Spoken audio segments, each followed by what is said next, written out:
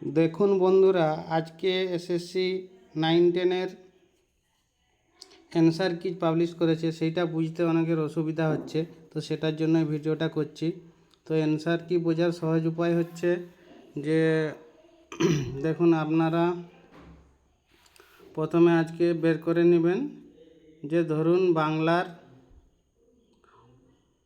একটি বাংলা বিষয়, এই যে বাংলা বিষয়ের এখানে দেওয়া আছে মাস্টার অ্যান্সার কি সাবজেক্ট বেঙ্গলি ক্লাস 9-10, 1 থেকে 60 অবধি অপশান দেওয়া আছে। এবারে আপনি বুঝতে পারছেন না এটা কোন সিরিজের, তো এটা বোঝার জন্য আপনাকে কী করতে হবে, প্রথমে ওই যে একটি মাস্টার কি দিয়েছে সেটা বের করতে হবে। সেটা বের করার জন্য আপনাকে চলে যেতে হবে, দেখবেন ডাউনলোড অপশানে ডাউনলোড করলে এরকম আসবে। এইটা যেমন ধরুন এখানে সাবজেক্ট বেঙ্গলি, ইংলিশ, হিন্দি এই তিনটা সাবজেক্টেরই এখানে মাস্টার কি ABCD অপশান দেওয়া আছে। অর্থাৎ এখানে আমরা চারটা অপশান পেয়েছিলাম, মানে চার ধরনের সিট ছিল আমাদের, তাই তো A, B, C এবং D। যে যেটি পেয়েছিলেন, যে যেটি পেয়েছিলেন, তো আমি ধরুন C পেয়েছিলাম, তো এইখানে দেখুন C-এ 1 নম্বরে 36 দেওয়া আছে, 1 নম্বরে 36 দেওয়া আছে, ঠিক আছে। তো এইটা এবারে আপনি চলে যান, 1 নম্বরে 36 দেওয়া আছে, ঠিক আছে। তো এরপরে আপনি চলে যাবেন মেন অ্যান্সার কিতে। এই যে এখানে দেখুন 1 নম্বরে B দেওয়া আছে, তাই তো। তার মানে কি, ওই যে 36-এ যেটি দেখলেন, ঠিক আছে, 36-এ কি মানে আপনার যে পেপারটি ছিল C গ্রুপের, তো সেই গ্রুপে 36 দাগের অ্যান্সারটা হয়ে যাবে এখানে B। এই যে 1 নম্বরে B দেওয়া আছে, মানে ওখানে 1 নম্বরে যেটা থাকবে সেই নম্বরের প্রশ্নের উত্তর এখানে ABCDর মধ্যে থাকবে।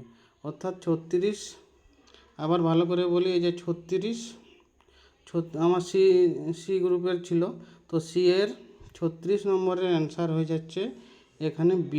যেরকম আমি দেখিয়ে দিচ্ছি, সেটা বুঝবেন কি করে, আমাদের বাংলা প্রশ্নপত্রটা বের করে দিলে বুঝতে পারবেন 36 নম্বর দাগের অ্যান্সার B কীভাবে হয়েছে। তো এখানে দেখুন,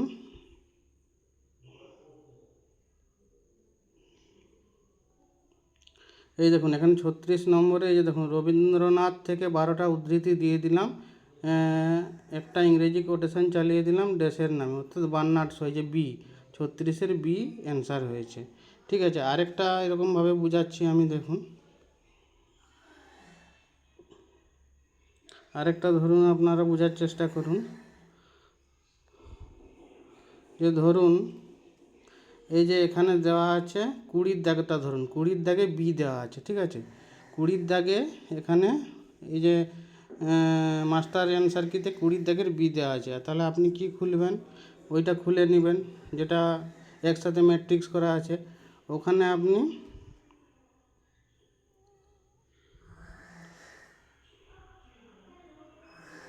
এবারে C গ্রুপের 20 কোথায় আছে খুঁজুন, C গ্রুপের মধ্যে 20 কোথায় আছে খুঁজুন, C গ্রুপের মধ্যে আপনি 20 খুঁজুন।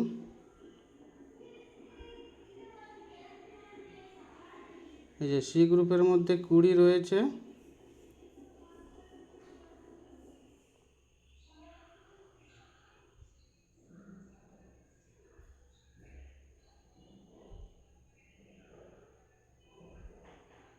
আচ্ছা। এখানে 2-এর দাগে A দেওয়া রয়েছে, তাই তো।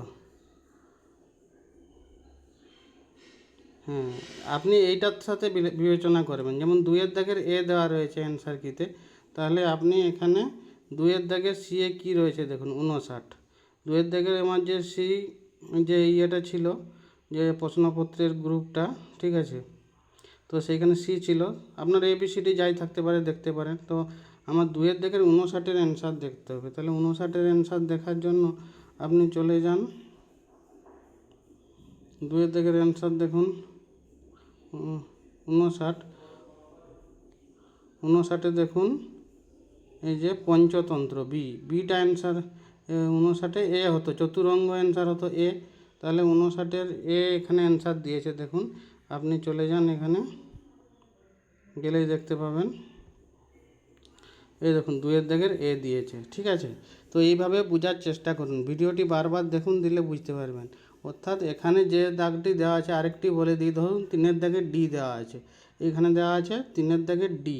তাহলে আপনাকে চলে যেতে হবে মেন অ্যান্সার কিতে, ওখানে আপনি 3-এর দাগে আপনার যে বুকলেট ছিল সেখানে দেখুন, আমার যেমন সি বুকলেট ছিল, 3-এর দাগে 12 নম্বর প্রশ্ন রয়েছে। তো 12 নম্বরে প্রশ্নের এখানে উত্তর কি বলল, মনে আছে তো? উত্তর বললো যে 3-এর দাগে ডি।